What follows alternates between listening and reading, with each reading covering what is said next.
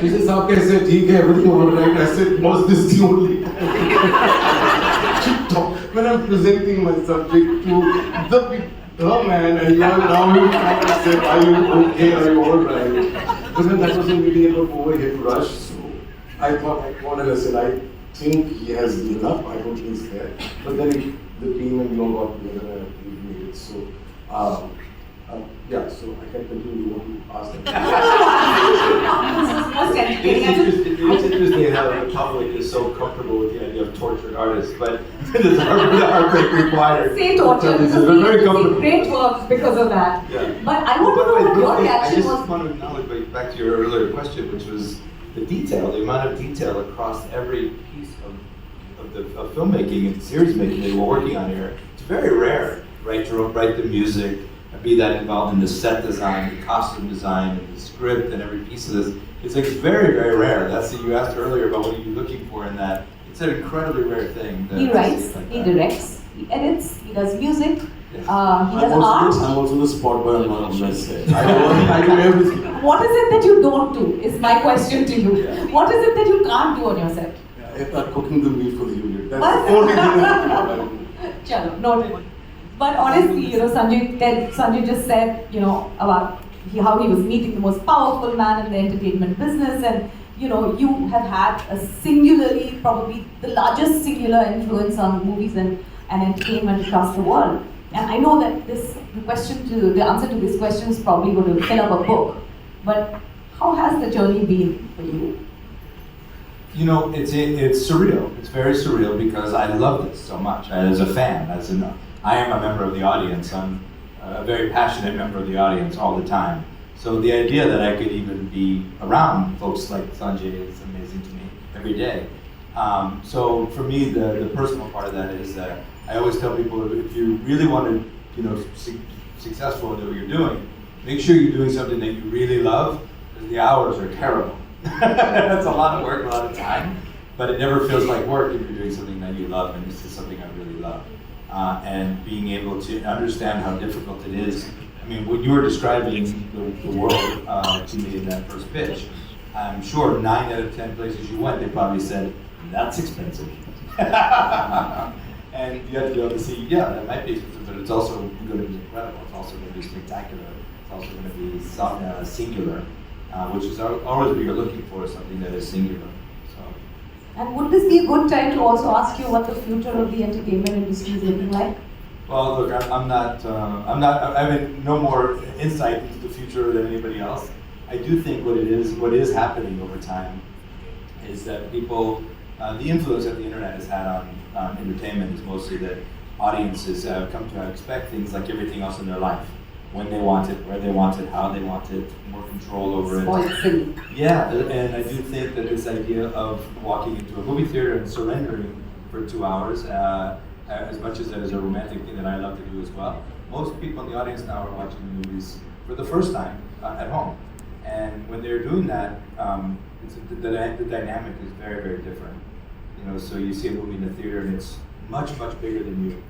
You're about 5'7", 5'10", 5'11". The movie's 60 feet tall sometimes. And it starts exactly what time it says it's going to start, and you better be in your seat or you're going to miss it. And you don't touch your phone and you don't talk to anybody. All those get that popcorn really fast. Oh, definitely, and all those things are really wonderful. But the way the audiences are experiencing movies now, for the first time, sometimes they're at home. They're more comfortable, but they're a little more distracted. And more importantly, they have, at the click of a button, they can watch anything ever made, and yet they've chosen to watch your movie. And so that the audience, what we owe the audience is to do it on that choice, so that they don't push that button and watch something different. And it isn't, by the way, you don't have to trick them, you don't have to make it explosive and all that. Just it has to be more compelling. So I think movies at home have to be more compelling than movies in theaters, because the audience is a little more distracted all the time. And that's not a bad thing. Throughout history, we always have to kind of meet the audience where they are, and increasingly that's where the audience is. So I think leaning into that instead of fighting it would be a helpful thing, and understand that we're all in service to the audience wherever they're watching, on whatever screen they're watching. We have to please the audience always. I would love to get a filmmaker's perspective on it, but we keep that for a later date. Sanjay, back to you. Your films have always touched on a very crucial. They always have a larger-than-life backdrop. They touch on important aspects of history, and yet your stories are very character-focused and very human story-focused. What is your process? How do you go about? And I'm not asking you about your process, but how do you go about researching these wonderful worlds that you create? I mean, some of them are just so unbelievable. I mean, when you're making a historical, you continue to be very careful. So yes, you need to get your facts right, and that is where my research ends, because most of it is imagination. Most of it is how I see the period. I do go and see the architecture. When I go there, then I start giving my own extra pillars and my extra roofs and own extra carpets. So it's done, but it's not really so detailed as a research, because I find research very boring. I, as a filmmaker, am not set out to make a documentary that I want it to be exact. I want my impressions, childlike impressions, grown-up impressions, heartbroken lovers' impressions. I want all that to come into the film rather than just documenting and research. So I start with making a song. When the song falls in place, and I imagine the whole song unfold. Music is a very important part of my films. A lot of people feel that every film doesn't have to have music. It's right. I mean, there are very important socially relevant films that are made. You don't need music, but I need music. I've grown up listening to music, and that's it. So if anything I need to go to inspiration for is music. So music starts, that's my research. Imagination of how that music would happen, of how this woman would look, how will she talk, what is the dialogue, is the dialogue inspiring me, are the dramatic scenes inspiring me. I feel bored about people who say, we did a lot of research and it's my take on it. And they are right in the way they do it, because that's how it should be done. But I feel I just start taking off, I just start all those nuances you bring to your stories and contextualize those nuances actually are all out of your imagination. Because if it's there, people have seen it, people have seen it in a documentary or in a series or something. This is what they've not seen. So what is Devdas like? Obviously, he's a literature character. But what is Bajirao Mastani like? They have not seen Bajirao Mastani. So I can take all the liberty to do what because none of them have seen him actually, because he's 300, 400 years ago. So what do I give them that makes them feel that they're seeing a film that we connect to today? This audience, as you say, has changed. 50 years ago, it would have been a different film if I made Bajirao or Gangubai. So there is a certain modern approach to the way you make a film. The audience has to connect to it. They have to relate to this historical or period piece. But even Gangubai, I think it was a film set in the 40s and 50s, but we did everything. There wasn't something that I went to the exact, because I've lived in the brothels, next to the brothels, for 30 years of my life, one lane away from the brothels. So I knew in and out what those lanes looked like, smelled like, what are the faces like. So I had my research, I think, and then the rest was imagination. You can't keep going and trying to copy things and make notes. Making notes boring. I'm sorry I sound like a person who film students should not listen to adhere to my style of filmmaking, guys. I bet your version of 300 years ago is way more interesting than it really was 300 years ago.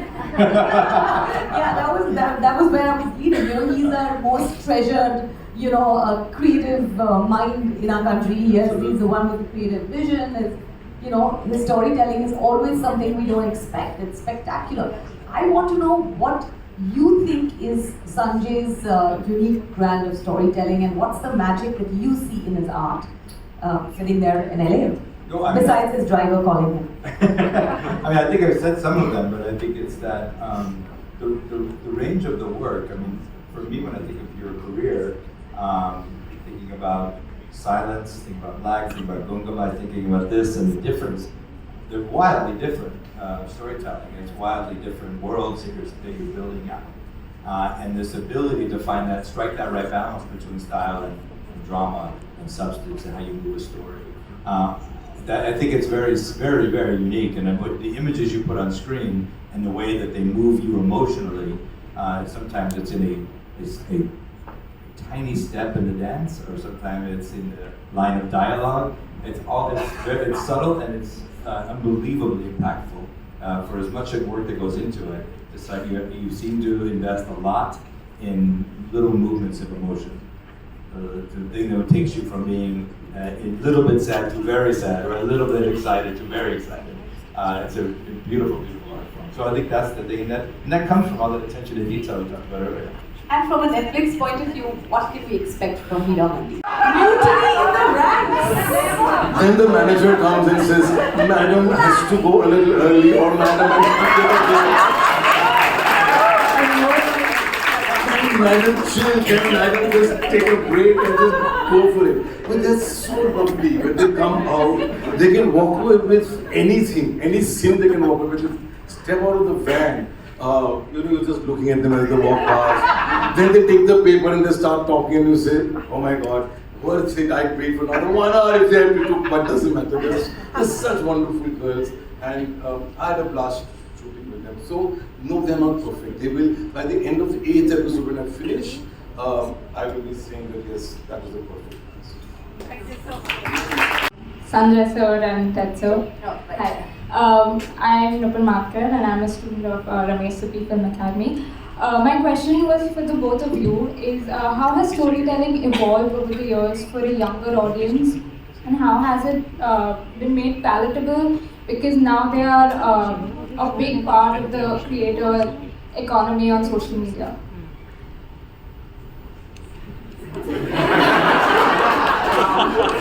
It's a difficult It's a question. very difficult question. We were caught napping. I think the same answer, so let me. I would only appreciate our young people how they may have changed is they're influenced by something different. So most of the people who work with me all grew up watching a lot of television and seeing a lot of movies in theaters. And then the generation right behind, they do both of those things, but they also spend a lot of time on social media and a lot of time on user-generated content. And so I disregard, I do not accept that young people have a short attention span, because I know that's not true, because they'll sit down and binge 8 hours of a show in one sitting.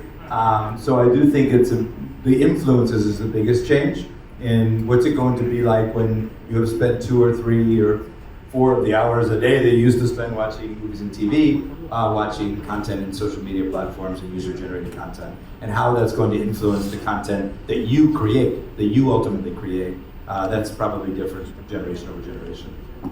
That answers your question. Asia, and I wanted to know, what are you going to do with gaming in India? I would love, if you begin that for India, and what are your plans? So Yes. very early in our thing, we've created and released 50 games on Netflix in the last year, and we're going to continue to grow that. Here's my thinking about gaming, and I think it's true all over the world.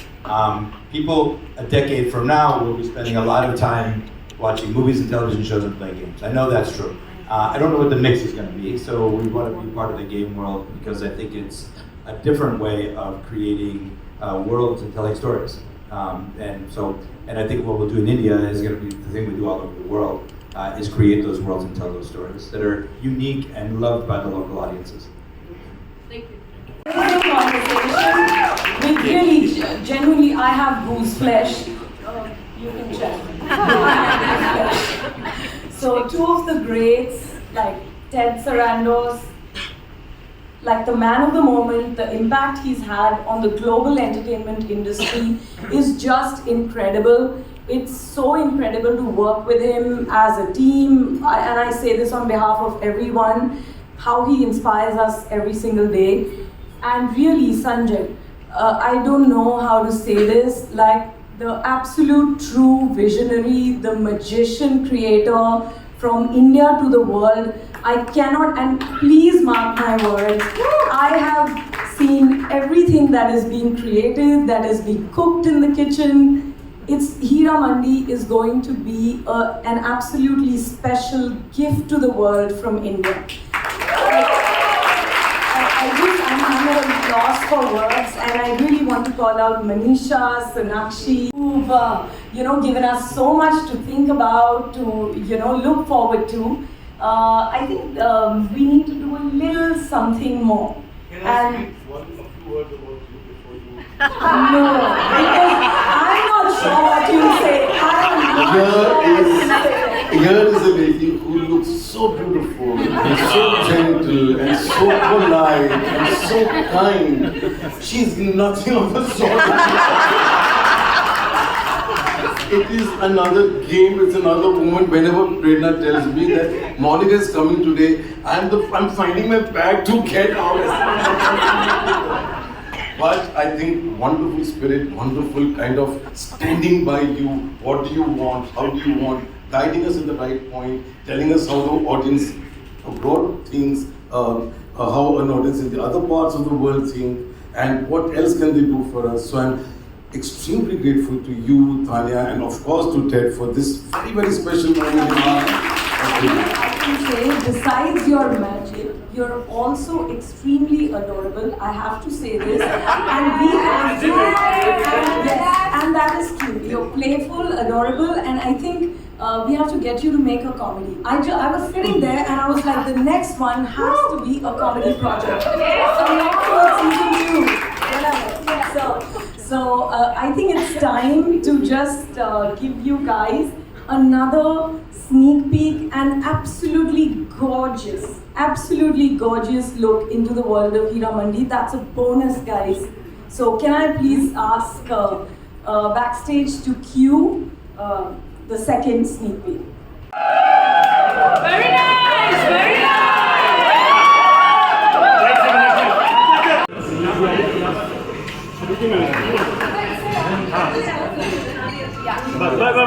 Nice super nice काय केले arrange हम लोग कर रहे थे शुरुआत उधर से कीजिए चलो प्लीज सर चलो संजय सर को बुलाओ संजय सर आइए संजय सर सोनाक्षी मैम आइए ना बाद में मेल करो हाँ बाद में मिलते रहो हम लोग जाएंगे इधर से ये देखिए सेंटर नाइस थैंक यू